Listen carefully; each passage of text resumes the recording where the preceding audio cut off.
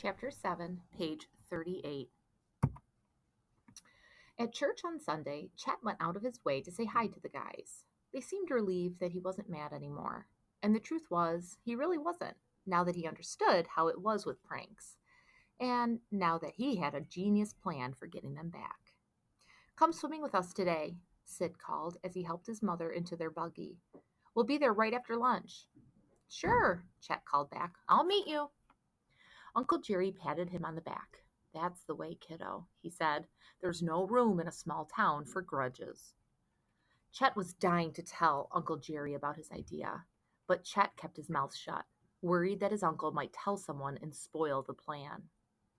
He saw Minnie Marston as he was leaving the churchyard.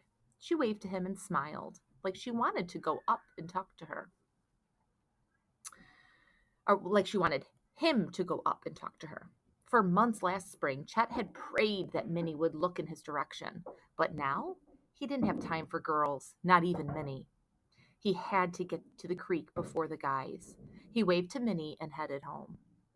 Uncle Jerry was going to the diner to take care of some bookkeeping, and Chet headed home to change.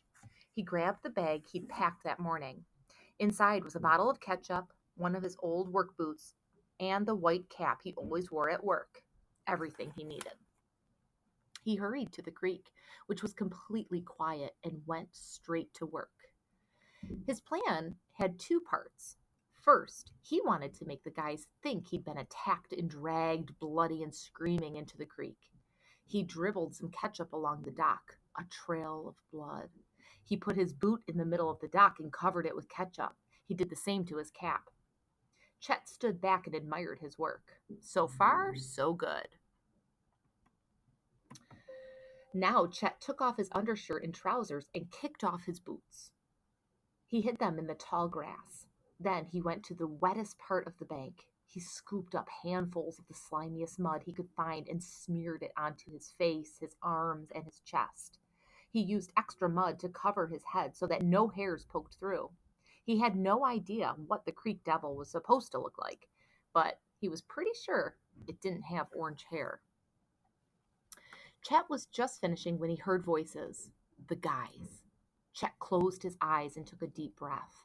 Then he let out the biggest, loudest scream he could muster. He screamed like he was terrified, like he was in agony, and then he splashed loudly into the creek, careful not to wash off the mud. He screamed some more and then waded into the reeds and hid. Chet? Sid called. That you? Chet didn't answer. He couldn't see the guys, but he heard their heavy breathing and their panicky voices. Where is he? Is that his boot? What the? Oh my God, Sid whispered. Is that blood? Chet held his breath. Would they really fall for it? Could this actually work? Chet, Sid called. Chet, you there? Chet had to puff up his cheeks to keep from bursting out laughing. Isn't that Chet's cap? Dewey whispered. A few seconds went by. What's happening? Monty said quietly. They were falling for it. Now it was time for part 2. Chet gave a low hiss, remembering what Mr. Colton had said about the sound the creek devil made before an attack. What the heck was that? Dewey said, his voice shaking. Quiet, Sid said. Should we go get someone? Dewey said. Chet was impressed by how spooky he sounded. Next, he started to moan, low at first and then louder. He poked his head through the reeds, not all the way through, just enough for the guys to catch a glimpse of a hideous head covered with black slime. The guys stared out with bugged-out eyes and wide-open mouths. Ah! They screamed. Dewey went tearing away. Moo! Ah! Screamed Sid and Monty.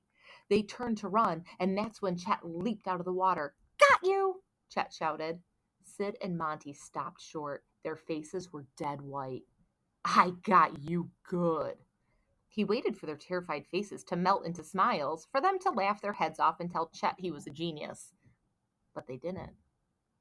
Sid stomped onto the dock. He leaned close to Chet, his face all twisted up and furious. His fists were clenched. Chet jumped back. Was Sid going to deck him? Monty pulled away. He's not worth it, he said. "You're an idiot," Sid growled. "We really thought something bad happened to you." "How could you think that would be funny?" Monty said. The words came at him hard and cold. Sid glared at him for a few more seconds, and then they turned and walked away. Chet stood there in shock. His prank had worked better than he could have ever imagined. But it was all wrong.